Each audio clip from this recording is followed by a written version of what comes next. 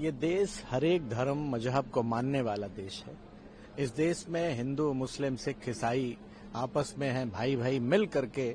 इस देश की संस्कृति यही है, हिंदुस्तान की मूल भावना यही है।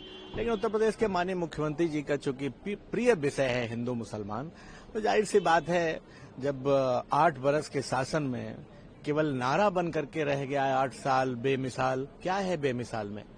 न बेरोजगारी कम हुई, न महंगाई कम हुई, न किसानों की समस्याओं का समाधान निकला, न गन्ने की कीमत बढ़ी, न विकास के गड्ढा मुक्त, न सड़कें हुई, न कोई नई सड़क ग्रामीण इलाके में बनी।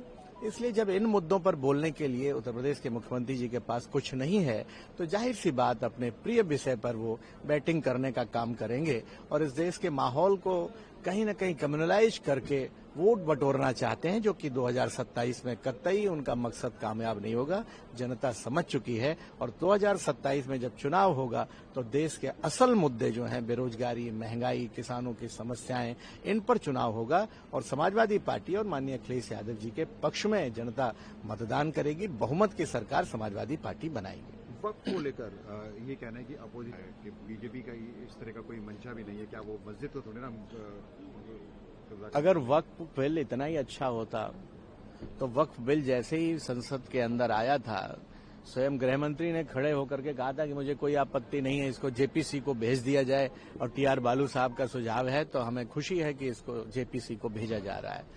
लेकिन अगर इतना ही अच्छा होता तो जेपीसी में भेजने का प्रस्ताव खुद गृह मंत्री जी क्यों करते? एक और दूसरा, जो जेपीसी में हमारे मेंबर्स थे उनकी बात को माना नहीं गया। ये पहली बार हो रहा है कि किसी जेपीसी में विपक्ष के किसी सदस्य की जो भावनाएं थी, जो उनके सुझाव थे, उन्हें शामिल नहीं किया गया। इसलिए सरकार चाहती है कहीं न कहीं जो वक्फ की जो बेशकीमती जमीनें हैं उनको हथिया करके अपने उद्योगपति मित्रों को देने की एक साजिश है, जो इस देश में पिछले 10 बरस से लगातार चलती आ रही है। उसी एजेंडे के तहत भारतीय जनता पार्टी इन बेशकीमती जमीनों को लेकर के और अपने उद्योगपति मित्रों को देना चाहती है। सोच पे सवाल किया उन्होंने, कहा कि हमारी सोच राम कृष्ण शिवा वाली है और उनकी सोच औरंगजेब बाबर वाली है। नहीं, ये सर्टिफिकेट देने वाले वो कौन होते हैं? राम हमारे हैं, राम इस देश की आत्मा में है और अल्लामा इकबाल से लेकर के और ईश्वर के जितने प्रमुख भजन हैं उनको संगीत दिया तो इस देश के मुसलमान भाइयों ने दिया। भजन लिखे हैं तो इस देश के मुसलमान कवियों ने लिखे हैं और उनको गाया भी इस देश के मुसलमान कवियों ने। ये देश हिंदू मुसलमान सबका देश है, इसीलिए इसे हिंदुस्तान कहते हैं।